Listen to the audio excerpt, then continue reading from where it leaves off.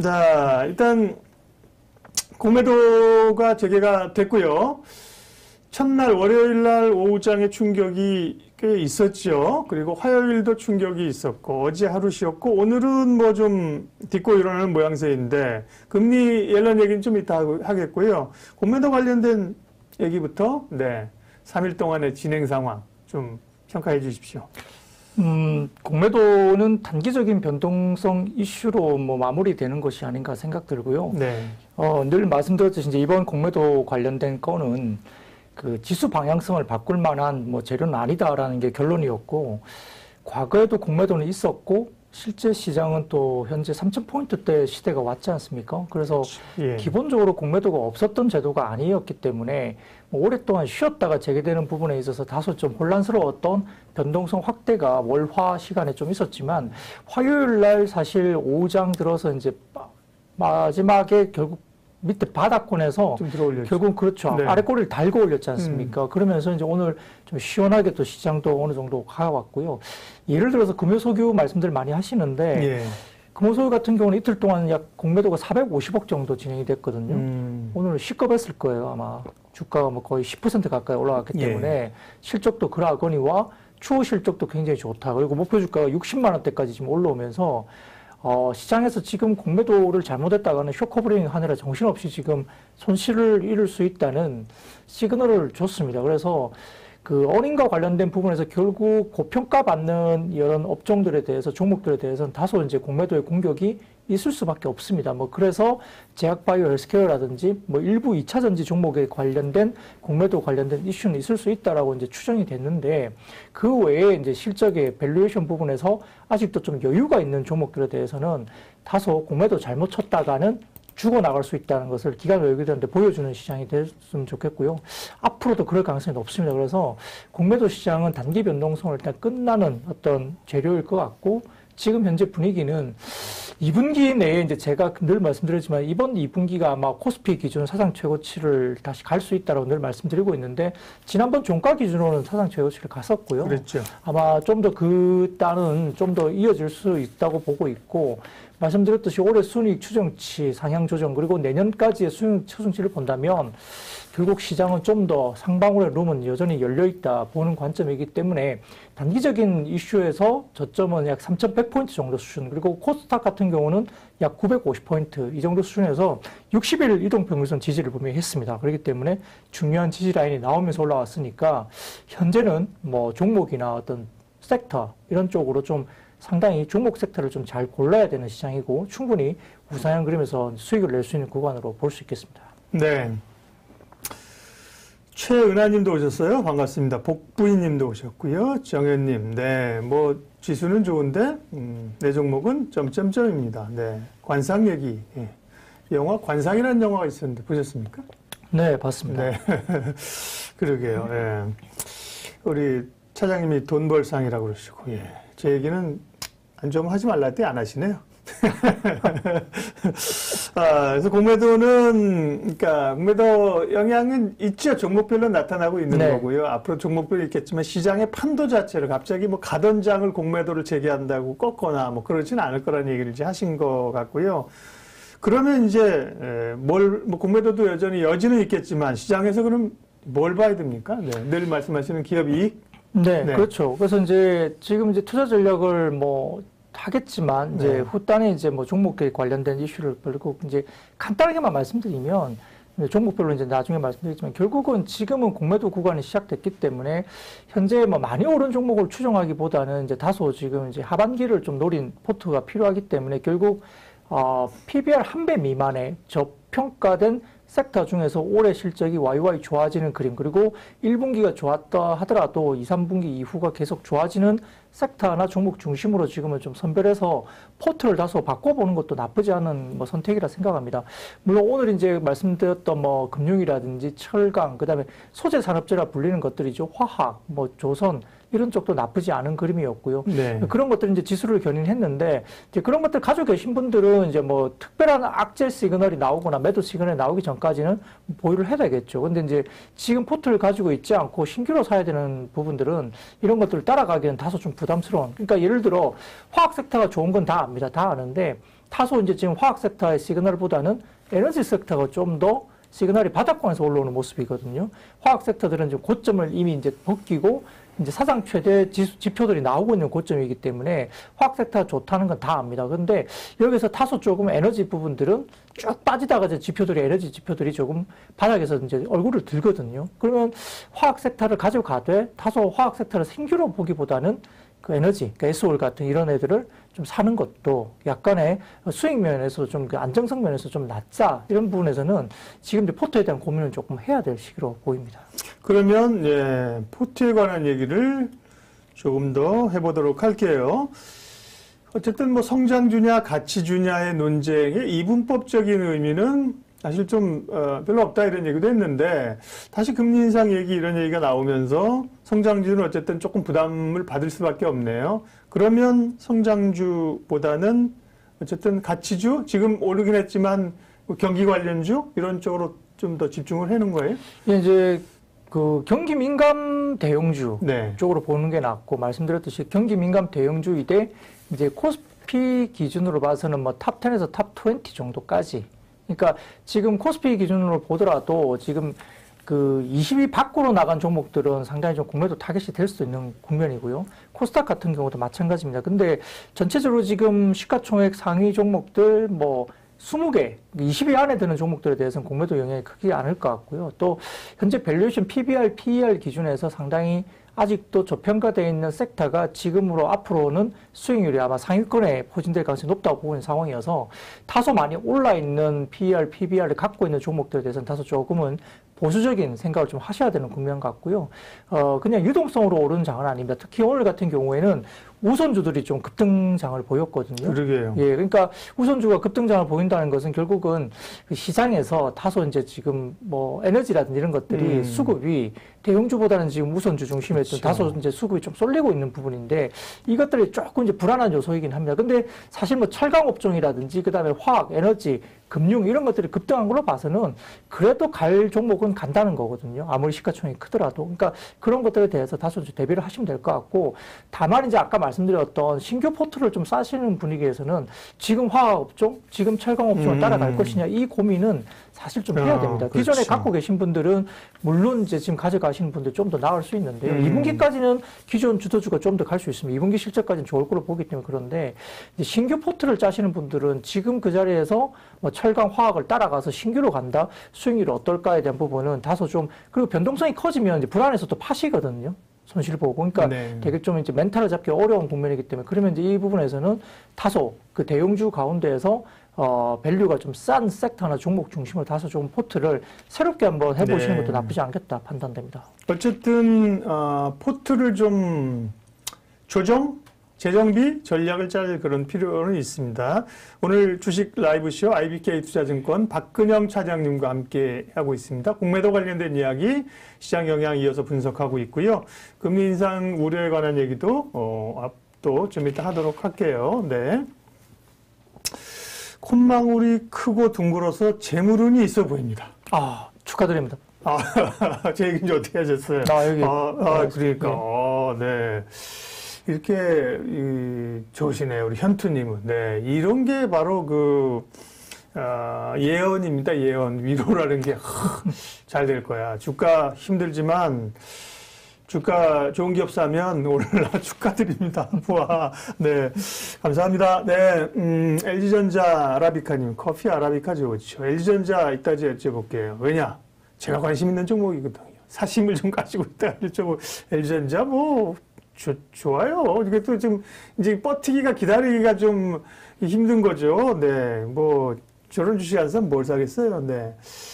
그래요. 또 GS 기다리다가 팔고 나니 날아가네요. 아유, 다른 사람도 좀 보려고 하세요. 네. 그리고 아까 유경희 님이 좋은 말씀 하셨는데 주식을 잃어서 처음에는 힘들었는데 지금은 즐기는 단계로. 네. 대단하십니다. 예. 그러다 보면 이제 돈을 또 벌게 됩니다. 네.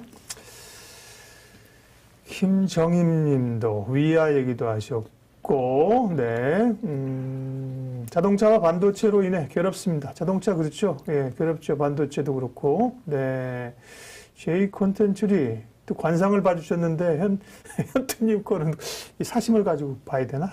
안녕하세요, 혜정님도 오셨고 아까 또 인사를 못 드린 분이 네, 최은하님도 오셨고요. 그래요, 뭐 쭉 얘기하고 주요 종목들도 관심 있는 거 이렇게 여기다가 이제 우리가 코로나 블루 스트레스라는 게 뭐예요? 말을 못하는 거잖아요, 그죠? 근데 우리 팬들은 여기다가 욕하지 않으시고 막 격려하고 종목 얘기, 이거 내 종목은 왜 못 가는 거야? 이건 왜 이렇게 잘 가는 거야? 하시면 제가 보고 공통점이 있으면은 또 이제 함께 여쭤보고 고민도 하도록 하겠습니다. 네, 오늘 박근영 차장님 함께 하고 있고요. 뭐 공매도는 뭐 그러면 그 정도 됐다고 하고 제니 옐런 얘기를 좀 해야겠죠, 오늘. 미국이 이제 느닷없이 뭐 금리 인상 얘기를, 자기가 뭐 FRB 의장도 아니면서 재무장관인데, 사실 옐런이 처음에 그 연준 의장, 취임했을 때 처음에 헛발질 한두 번 했거든요. 시장이랑 소통 못 해가지고. 재무장관이면 뭐 경기 얘기하시지, 금리 얘기를 대놓고 해가지고 이 시장에 출렁거리고, 전전날 출렁, 어제는 막았는데, 저도 이게 이제 조금, 꺼림칙하긴 하거든요. 어떻게 보세요? 사실 금리에 대한 약간의 공을 쏘아 올린 듯한 느낌은 사실 듭니다. 왜냐하면 옐런 재무장관 관련된 뭐 입에서 어떤 이야기가 나올까에 대한 부분도 상당히 시장에서 주목을 하는 입장이고요. 파월 의장이 지금 이제 페드에 맞서지 않는 측면에서는 파월 의장의 이야기를 사실 믿어야 되는 게 사실 맞죠. 맞는데 그렇죠. 네. 워렌 버핏과 같은 이제 일부 미국 시장의 투자의 대가들이 다소 이제 지금과 과정에서 앞으로 이례 없는, 그 본 적이 없는 인플레이션이 올 수 있다라는 뭐 위기의식을 계속적으로 이제 경고음을 냈었습니다.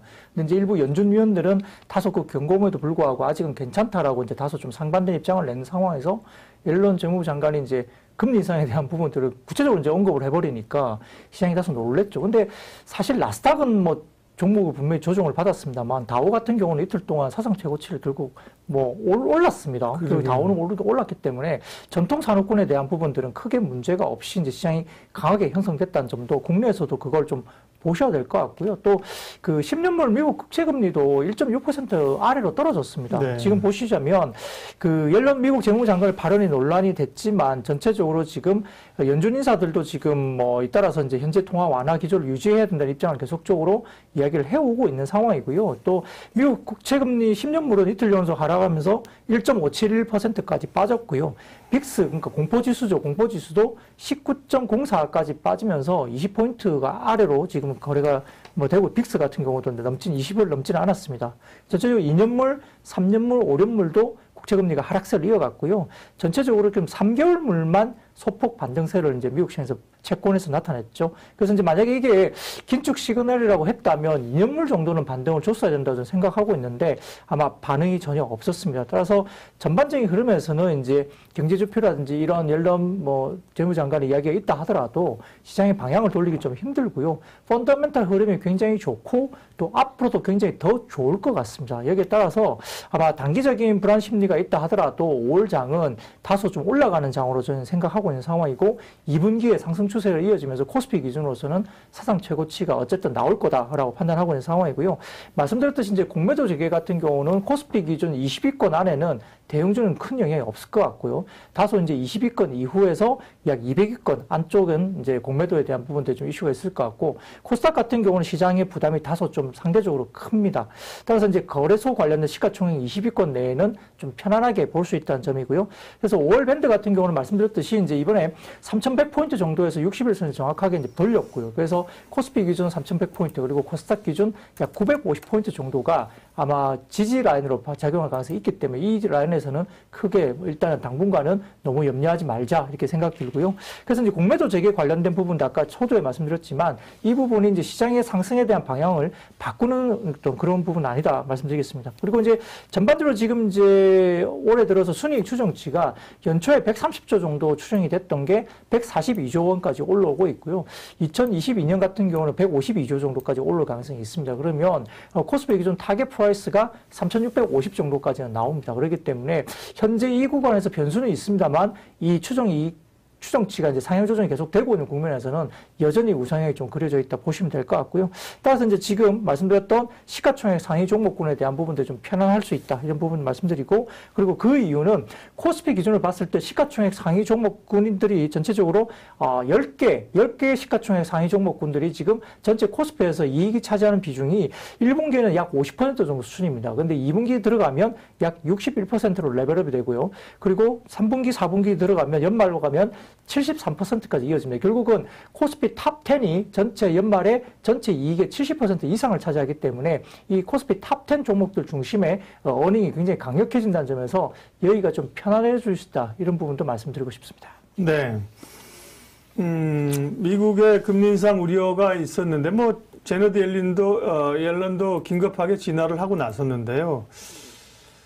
저는 좀 의심스러워요. 뭐 진화하고 나설 그 몰랐나 그런 얘기하면 시장에서 이게 의도적 그냥 막 생각 없이 얘기하는 건 아니거든요. 워딩 한 마디가 얼마나 중요한지를 알고 있는 사람들인데 그러게요. 어쨌든 실질적으로 미국의 금리가 그것 때문에 지금 실세 금리가 오르진 않았다. 네, 이제 약간의 일시적인 걸로 보인다고 하지만 어쨌든 이번이 아니더라도 또 뭐 하반기가 되던 풀어놓은 돈을 조금씩 줄이는 채권 매입을 조금씩 줄이는 조치. 그걸 테이퍼링이라고 하는 거고요. 뭐 긴축이야기, 금리 인상 이런 거 얘기 나오면 시장이 또 하반기라도 발작할 가능성은 충분히 좀 있는 거 아닌가요? 네, 이제 지금 저희가 말씀드리는 부분들에 대해서 이제 고용 지표가 상당히 중요하지 않습니까? 그렇죠. 중요한데 제가 자꾸 이제 좀 가벼운 이야기 드리면 미국 사람들이 한국 사람만큼 부지런하게 열심히 일하려고 그럴까요?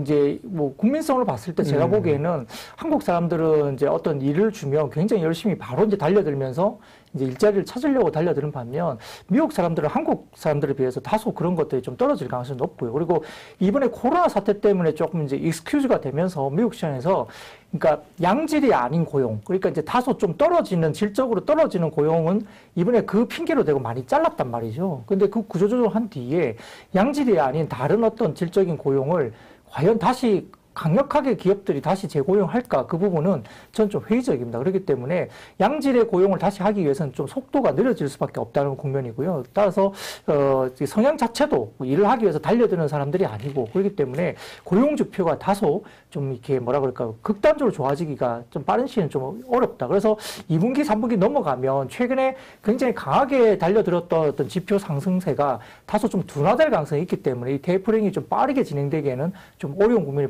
분명히 있다고 말씀드리고요. 그 다음에 최근에 이제 미국 채권 시장의 금리가 다소 이제 안정되고 있습니다. 아까 말씀드린 대로 1.6% 이하로 10년물 국채 금리가 떨어지고 있잖아요. 10년물 금리 요즘 얘기하는 사람 없죠. 그죠? 네, 아예 없고. 네, 그죠? 그전에는 뭐 아주 난리가 나서 뭐 또 속도도 너무 빨랐잖아요. 1분기 때. 근데 최근 들어서는 이 금리에 대해서 크게 이야기도 안 하고 또 1.6% 하회하고 있는 상황이기 때문에 다소 이 부분인데 이게 뭐냐면 각종 지표들이 단기로 이제 어떤 속도가 정점을 좀 온 거 아니냐는 인식을 갖고 있죠. 제가 말씀드렸던 거 거의 같은 맥락입니다. 이게 지표들이 속도가 빠르게 올라왔지만 그 뒤에 속도가 둔화되거나 그 다음에 오히려 빠질 가능성이 있다고 지표를 보고 있는 상황이기 때문에 그렇고요. 또 부양책 규모의 조정 가능성도 있는 상태이고 또 이제 증세양이 있는 가운데 전체적으로 재무부의 5월에서 7월 국채 발행 계획이 전기와 동일한 수준으로 나오고 있기 때문에 이 부분도 지표 관련해서는 국채 금리를 끌어올릴 만한 동의는 안 되는 것 같습니다. 따라서 전반적인 흐름에서는 아마 최근에 지난달 약 400만 명을 상회하는 백신 접종자도 최근에 이제 100만 명 정도 수준으로 굉장히 줄어들었거든요. 그러다 보니까